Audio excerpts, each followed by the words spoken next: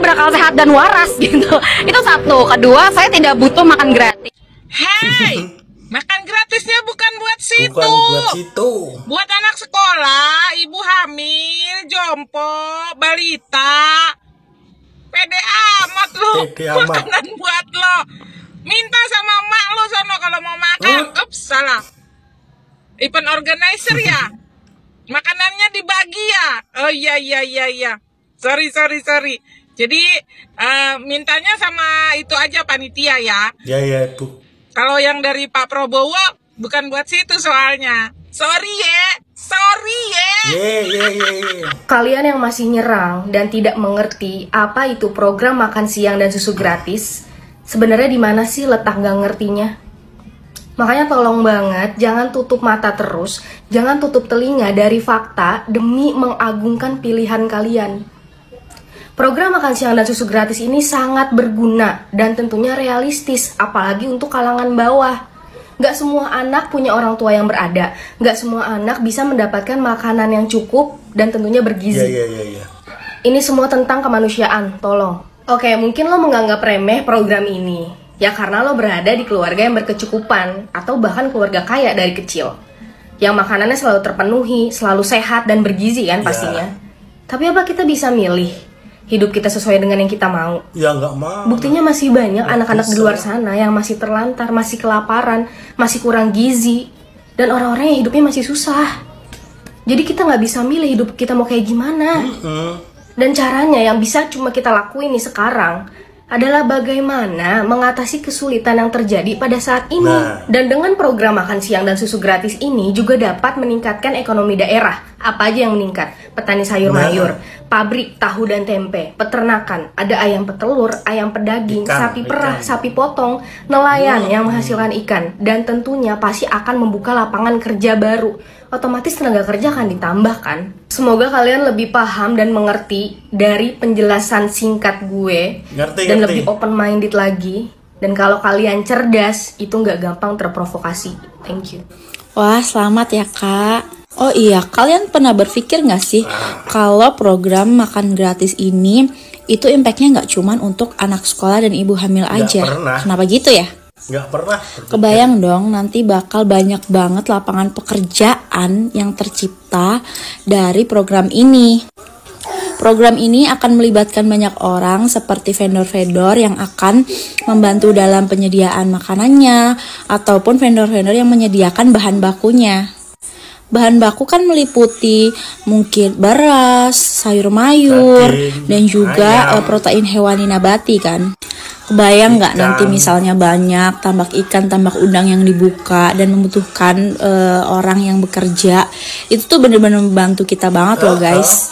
Mungkin bagi kita yang udah ada di menengah ke atas nggak berasa, tapi orang-orang yang di bawah mungkin mereka menantikan program ini loh. Program makan siang gratis katanya itu gak guna karena cuma sekali. Ya iya cuma sekali dikasihnya. Karena kalau misal 3 kali sehari itu namanya minum obat.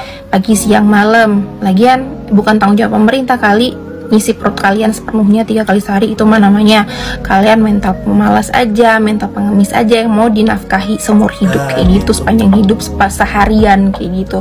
Sampai ada yang komen, yaudah kalau mau dapat makanan gratis datang aja ke lokasi syuting. Padahal faktanya untuk dapat makanan gratis di lokasi syuting minimal lo itu main talentnya, aktor utamanya, wah itu didahuluin sih, best service banget. Tapi kalau misalnya cuma pemeran figuran ya nunggu aja gitu, nunggu dulu giliran gitu kan. Terus kalau misalkan emang kalian ngerasa itu nggak guna ya mungkin karena kalian orang kaya jadi nggak tahu rasanya kalau siang-siang pas istirahat nahan lapar karena nggak dibekalin orang tua, karena orang tua kalian nggak ngasih jajan. Kalau aku sih udah pernah ngerasain itu, jadi it's mean a lot for me ya, atau untuk banyak orang lainnya. Ini tapi maksudnya bukan jelek-jelekin orang tuaku yang gak ngasih uang jajan atau bekalin aku waktu sekolah ya. Tapi emang ya kenyataannya begitu. Jadi dulu aku sampai kadang pernah jualan es gitu buat uang jajan, biar aku ada jajan gitu, biar kalau misalkan diajak main pas istirahat sama teman aku bisa ikut ke kantin gitu. Ya kalau dengerin sedih sih ya, kalau kadang harus ada hari-hari yang aku nahan lapar gitu. Bahkan sekarang kan orang-orang kerja di kantor aja ada beberapa kantor yang baik banget ngasih makan siang ya di kantor, dan itu tuh lumayan save money loh, save gaji kalian. Jadi ya apapun itu menurutku disyukuri aja. Kalau misalnya bahas masalah pajak BBM, kayaknya emang dari dulu akan selalu naik deh. Bahkan negara tetangga aja BBM-nya tuh nggak segede kita tahu subsidinya, dan pajaknya emang gede banget. Negara-negara maju emang juga kayak gitu. Cuman kita aja deh kayaknya yang terlalu banyak subsidi dan bantuan-bantuannya. Pikir lagi lah ya. Terus ada yang bilang nggak bisa itu untuk mencegah stunting atau memperbaiki gizi buruk. Ya memang tidak bisa sih hanya dengan komen-komen, dan tidak bisa juga kalau Anda tidak pernah mencobanya. Minimal diubahlah pola pikirnya itu dari yang pesimis menjadi optimis. Jadi semuanya itu menjadi positif pemikirannya. Karena pemikiran yang positif akan merubah segala sesuatunya jadi baik. Dan kalau misalkan kalian takut anak kalian stunting atau segala macam, mungkin mulai dari sebelum kalian punya anak ya, itu bukan cuma tanggung jawab ibunya aja, bapaknya juga. Ubah pola hidupnya. Kalau yang masih suka ngerokok, nggak usah ngerokok. Buat apa bakar-bakar duit, nggak ada manfaatnya buat tubuhnya, karena itu akan menyebabkan kematian, kanker, dan penyakit lain-lainnya. Terus kalau misalkan ibu-ibu suka jajan sembarang atau suka make up, mungkin bisa berkorban lebih sedikit ya, tidak egois. Mendingan beli makan-makanan yang bergizi untuk manifesting ke depannya untuk anaknya, kayak gitu-gitu. Jadi dimulai dari diri sendiri deh, jangan suka nyalah-nyalahin orang lain, dan itu bukan tanggung jawab orang lain kok. Aku mau sedikit beropini masalah makan gratis, tapi ini di luar tentang pilihanku nanti presidennya siapa gitu ya. Tapi menurut aku semua kebijakan atau rencana kebijakan dari semua paslon yang sifatnya itu penting atau kemudian bagus, kenapa enggak dijadikan aja sebagai rencana kebijakan nanti oleh orang-orang yang akan menjadi presiden gitu kan.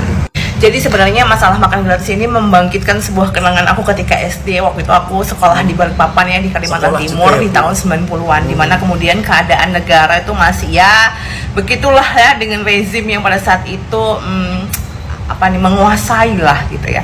Jadi aku sekolah di sekolah SD yang punya yayasannya itu yayasan angkatan lah. Tapi tidak bisa juga dikatakan sebagai sekolah yang bagus, karena di tahun segituan juga jarang banget ya sekolah yang bagus, kecuali yang swasta yayasannya bagus dan memang sekolahnya mahal. Bahkan sekolah negeri sekalipun pada saat itu tidak bisa juga dikatakan ya bagus atau kemudian bangunannya oke lah gitu ya. Dan bagaimana kemudian sumber daya manusianya juga gitu kan. Jangan salvo ke belakang ya, ini jadi lengkap nih. Jadi info. Nah, jadi sekolahku itu adalah sekolah milik yayasan yang kemudian banyak juga masyarakat miskin yang sekolah di situ. Sekolahnya aja itu dari papan ya, dari kayu dan tipenya panggung gitu. Nah, pada suatu hari adalah sebuah kisah yang menyedihkan gitu ya. Jadi temanku sekelas itu ditinggal sama ibu bapaknya. Ditinggal tuh kayak bukan ditinggal kemudian balik lagi, jadi kayak ditinggal kabur gitu ya. Tapi menurut aku sampai sekarang juga banyak gitu ya orang tua yang tidak bertanggung jawab kayak gitu. Nah, si temanku ini ditinggalilah adiknya. Jadi ibu bapaknya itu meninggalkan dia seorang adik yang masih kecil, balita lah ya. Jadi dia tuh setiap hari membawa adiknya ke sekolah. Nah, temanku ini laki-laki.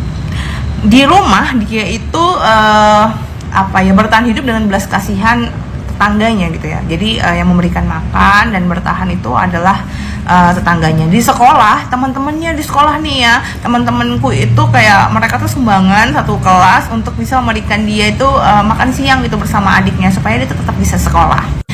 Jadi menurutku ketika ada makan siang gratis di sekolah khususnya. Senang. Jadi ini bukan hanya tentang permasalahan ibu hamil. Iya, ibu hamil itu bisa aja kekurangan vitamin lah, apalah itu yang membuat kemudian dia melahirkan anak yang stunting dan lain sebagainya. Iya bisa. Tapi tahu nggak sih bahwa kemiskinan dan kelaparan itu juga menyasar kepada anak-anak di sekolah. Jangan-jangan anak-anak miskin di sekolah tidak pergi sekolah itu karena itu minder, karena itu sudah miskin, bajunya nggak bagus, nggak punya sepatu, kemudian dia nggak punya uang makan gitu ya, atau kemudian dia nggak bisa, orang tuanya nggak bisa memberikan dia bekal makan untuk sekolah, yang sekolah sekarang itu kan panjang banget tuh waktunya ya. Jangan-jangan dengan makan siang gratis di sekolah ini anak-anak itu jadi semangat gitu sekolah.